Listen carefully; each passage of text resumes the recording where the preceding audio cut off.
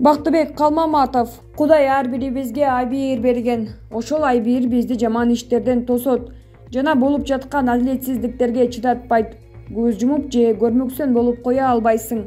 Коомдогу болуп жаткан көйгөйлөр, адилетсиздик, айбирге жатпаган иш жасап жаткандар, аны жашырып жүргөн адамдар болот. Мындай адат биздин заманда көнүмүш адатка айланган сыяктуу.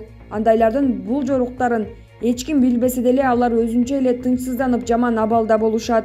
Азыр болбосо кийин, бүгүн болбосо эртең адамды айбири кыйнап тынчтык бербейт. Алар сөзсүз түрдө айбир сотунда сурак беришет. Айрым адамдарды айбирдүү киши деп айтканын угуп эле жүргөндүрсүңөр. Мындай адамдар дүйнөдөгү эң сонун адамдар. Белгилүү жазуучу Лев Толстой айткан экен: мен эки гана чыныгып бактысыздыкты билем: айбирин кыйнаганы жана оору. Бактыбек Калмаматов: Кыргызстанга Кытайдын тышкы иштер министри Ван И расмий сапар менен келди. Кыргызстандын тышкы иштер министри Чыңгыз Айдарбеков менен Кытайдын тышкы иштер министринин расмий жолугушуусу аларча резиденциясында өттү. Маалыматка ылайык, министрлер тар жана кеңири форматтагы жолугушууларды өткөрөт. Ошондой эле Кытайдын тышкы иштер министринин президент Сооронбай Жээнбеков менен жолугушуусу пландалган. Жолугушуунун жыйынтыгында бир нече документке кол коюлушу күтүлүүдө. Булак говорит Чекит ТВ. Камила Талиева кыргыз паспортунда улуту деген графаны кайра кайтарып берүүгө чакырууда. Мурунку вице-премьер-министр Камила Талиева социалдык тармактарда колдонуучуларды 5-чи графаны, башкача айтканда Кыргызстандын жарандарынын паспортуна улуту жөнүндө маалыматтарды кайтарып берүүнү талап кылууга үндөөдө. Бул тууралуу Барометр Чекит КЖ сайты жазып чыкты. Паспортто улуту кыргыз деген графаны кайтаралы, эл колдогула мени, деп жазган Талиева. Анын посту кыргыз сегментиндеги социалдык тармактардын колдонуучуларын толкундантып, анын билдирүүсүнүн астында көптөгөн билдирүүлөрдү калтырышууда. Анын билдирүүсүн көптөгөн колдонуучулар бөлүшүп жатышат. Эске сала кетсек, Кыргызстандын жарандарынын биометрикалык паспорттарында 5-чи графа жок. Улуту жөнүндө маалыматтар электрондук форматта камтылган чиптерде камтылган. 5-чи тилке паспорттон кайра 2017 жылы өлкөдө биометрикалык паспорттар киргизилгенде алынып салынган. Белгилей кетсек, Кыргызстанда саясий партиялардын шайлоо өнөктүгү 4-сентябрдан бери жүрүп жатат. Талиева Кыргызстан социал-демократтар партиясынан депутаттыкка ат салышууда. Мыйзамга ылайык үгүт учурунда улутчулдук темасын колдонууга жол берилбейт. Шайлоо алдындагы үгүт иштеринин жүрүшүндө улуттук, диний, аймактар аралык кастыкты, гендердик жана башка социалдык артыкчылыктарды үгүттөөгө, басмырлоого, кастыкка же бийликти күч менен басып алууга чакырууга, конституциялык түзүлүштү күч менен өзгөртүүгө жана мамлекеттин бүтүндүгүн бузууга тыюу салынат. Булак Эркиндик Чекит медиа. Эльвира Сурабалдиева: кандидаттардын мен кыйратам деген байракчаларынан тажап баштадыңарбы? 3 жума алдыда тизмелерди изилдей бериңиздер. Талас: ысык көлдүк туугандарыбызга ыраазычылык. Жолугушуулар жакшы маанайда өттү. Эми чүй тарап, сапарыбыз чоң кемин, гегети, токмок, кең булуңайылы. Бизди кооз бугусиктерибизден таанып, жолдон байкайсыздар. Комментарийлердин ар бирин жолдо баратып окуймун. Бирок баарыңарга жооп берүүгө убакыт жетишпей жатат. Таарынбаңыздар. Эльвира Сурабалдиева. Биз келечек багыттарыбыздын баарын Москвага өткөрүп бергенбиз. Тышкы иштер министри Чыңгыз Айдарбековдун ишмердигине кандай баа бересиз? Эмне үчүн таасирдүү өлкөлөрдүн расмий визиттери Кыргызстанга келбей калышты? Мындай шартта инвестициялык климатта кескин түрдө начарлаганы жашыруун эмес. Деги эле мамлекет катары өнүгүүгө үмүт кылсак болобу деген собол таштадык. Аскар Бешимов, дипломат. Тышкы иштер министринин ишмердиги мамлекет башчынын тапшырмаларына ылайык болот. Бул баарыбызга белгилүү. Келечек багыттарыбызды биз баарын жыйыштырып келип, Москвага өткөрүп бергенбиз. Андай эмес деп эч ким каршы чыга албайт.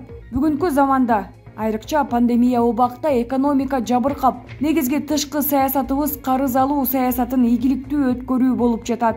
Тыйчалыш мезгилде ички саясатыбызды тыңдап, болгонун болгондой сактап калууда чоң милдет жүктөлгөн. Ушундай учурда инвестиция жөнүндө убактылуу унутуш керек. Тимдеги болуп жаткан жагдайды көп нерсесин, ичи тышы, ашканасына чейин билем. Анын баарын учуру келгенде айтаармын. Азырынча тоо терине гана токтолдум. Токтогул Какчекеев, саясий серепчи. Сурооңуз биздин тышкы жана ички саясаттын маанисиздигинен болуп жатат. Анткени СДПКнын өткөн бийликте жасаган иштери ачык айкын өткөрүлүп жаткан үй бүлөлүк, жердешчилик пландан тышкары болгон. Алган гранттар шарты менен өлкөнүн экономикасына каржыланып турган. Жардам көрсөткөн Евразия биримдигиндеги мамлекеттердин көпчүлүгү социал-демократтардын башкаруусунда эле. Анан Атамбаев СДПКнын арасынан Жээнбековду бийликке алып келди. Демек, шайланган жаңы президенттин командасы белгилүү социал-демократиянын нугунда болот деген түшүнүк бар болчу. Бирок жаңы бийлик СДПКны басмырлап, аны алсыратып бөлүп жарып жиберген. Мындай көрүнүш бийликтин курсу бүдөмүк жолго түшкөнүн кабарлаган. Натыйжасында Конституциянын талабы бузулуп, укуктук жолдон чыгып, экс-президент камалган. Бул маселеге кой таштагы атайын аскердик операция да кошулуп, ал жердеги жапа чеккендер жарадар болгондор, өлгөндөр сырткы байкоочулардын үрөйүн учурду. Демек, ички жана тышкы саясат кескин түрдө өзгөрүп кеткени байкалды. Өзгөчө эл аралык социал-демократтардын баш катчысы Луис Айелла Кыргызстанга келип, абалды көрүп, эл аралык уюмдарга маалымат бергенден бери суз мамиле пайда болду. Атамбаевка тагылган күнөөлөр жана ага кылган мамиле батыш өлкөлөрдүн көз караштарына дал келбейт. Ошондуктан карым-катнаштагы эл аралык мамилелерде болгон иштер, грант жана кредит берген өлкөлөрдүн жардамы элге жетпегени ачык айтыла баштады. Ушундан улам ишенимдин бузулушу суз мамилеге алып келди. Болбосо тышкы саясатта Тим өтө чоң иштерди аткара алат. Бирок бир гана Россия Федерациясындагы элчи Аликбек Жекшенкуловдун гана иши көзгө көрүнүүдө. Калгандары дарексиз сапаттагы элчилер болсо, буга ким канааттанат? Ишенгүл Болжурова, коомдук ишмер. Министрдин ишине ар дайым көз салып турам. COVID-19 илдети учурунда колдон келишинче жакшы иштеди.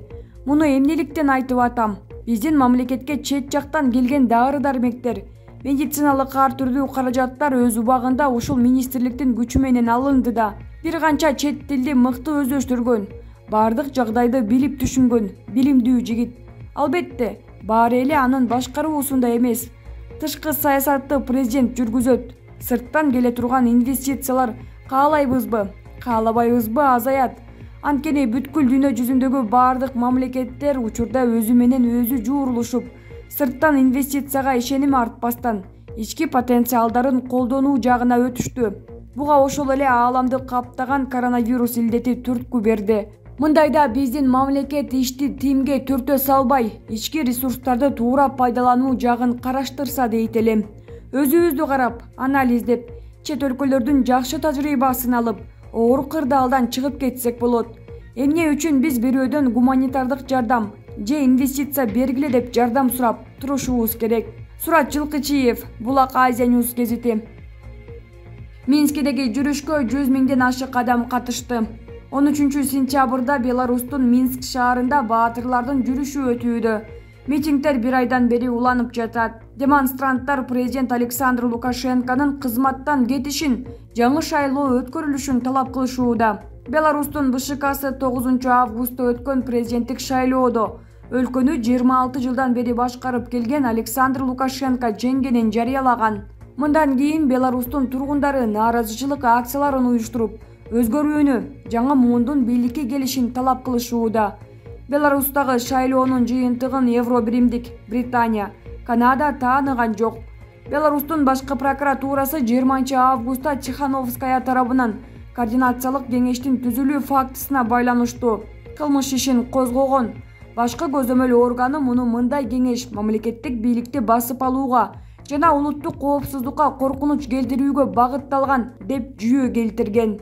Беларустагы президенттик шайлоодогу Александр Лукашенконун башкы атаандашы болгон Светлана Тихановская 21 августта эртең менен видео кайрылуу таратып, өлкөдөгү жумушчуларды иш таштоону улантууга жана жайылтууга чакырды. Шайлоонун жыйынтыгына каршы чыгып, көчөгө чыгып аткандарды кубаттаган иш таштоо өткөн аптада башталып, дүйшөмбүдөн тартып күчөгөн. Булак Азаттык Чекит Орг.